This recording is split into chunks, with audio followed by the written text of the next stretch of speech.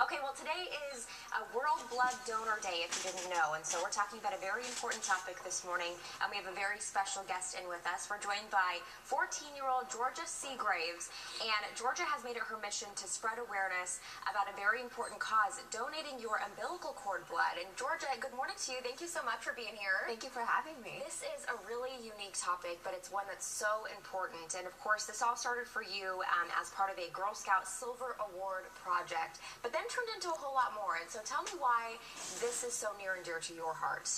Well, I had a good family friend, Dave, and he had two little kids, and we would have play dates and go to the lake together. And about 10 years ago, he was diagnosed with lymphoma. And throughout my childhood, I watched him go through different stages of the process of lymphoma. And that had a big impact on my life. And about a year and a half ago, after a failed bone marrow transplant, he died on my birthday, which was really hard. And when I was looking for a Silver Award project, I realized that Dave wasn't alone.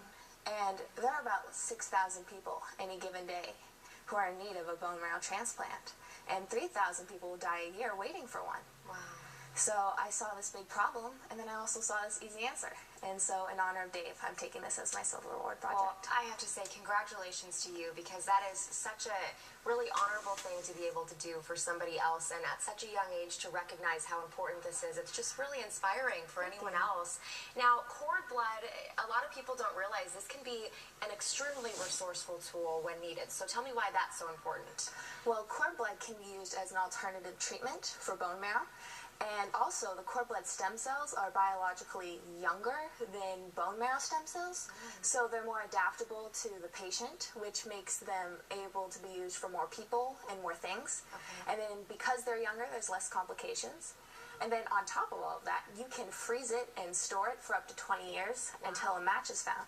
20? Yes, that's 20 years. Okay. Wow, and I'm assuming you learned all this through your research and all this yes. stuff. Okay, you are basically an expert at this now. Okay, so there's a lack of awareness about cord blood donations. Why do you think that is? What do you think is really the stigma around this? Well, unlike a blood donation is a multi-billion-dollar business, which most people don't know. So they have all this money to spend on campaigns and raising awareness so they can get more money. But with cord blood, no one loses money, but no one gains money. So then in the eye of a business person, it's not as important. Interesting. Yes. Okay, so this is certainly something that we need to get some more backing behind, I'm sure, moving forward. In addition to this, you know, a lot of new moms out there might be watching this and maybe don't realize how easy it is to do something like this. And so how can someone who's interested in donating their cord blood do so? Well, first you'd want to find like a survey, and they have these on like BeTheMatch.com. It's a very popular medical website. And on this, you'll take the survey, and then I'll let you know if you're eligible to donate your cord blood. And if you are, you would then, between your 28th and 34th week in pregnancy, you would contact a blood bank. And then in the mail, you would receive a collection kit, which you would then give to your doctor or midwife and let them know that you'd like to donate your cord blood. And then on your delivery date, instead of throwing away the cord blood, which is what they do now as human waste, they would collect it and give it to a blood bank. Wow, how incredible. So it's really not much extra work for the mom, right? She's already doing what she needs to do with the babies. Okay, also one more thing, iron is something that's really important, obviously, with the blood. And so you talked about the bone marrow, you talked about, you know, all the different things that are going on. Iron on one side, how does that work out?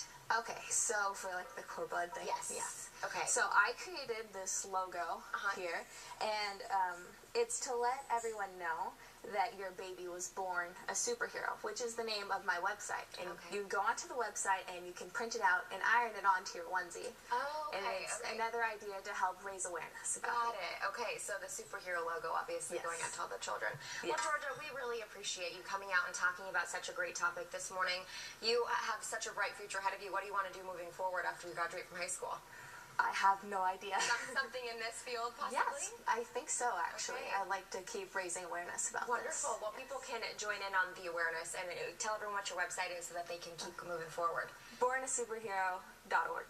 Okay, perfect. Georgia Seagraves, thank you so very much. You are Thank such you a for talented having woman. me. Absolutely, Thank you. so well spoken, and we wish you luck moving forward. Thank you. A really great cause. Thank you for being here this morning. Thank you. Absolutely. All right, well, we are going to have all your sports highlights coming up after the break, including the World Cup. 2 matches you can catch right here on News 10 a little later this morning. We'll tell you who's playing. And plus on the ice, double overtime. It was a goal that decided the Stanley Cup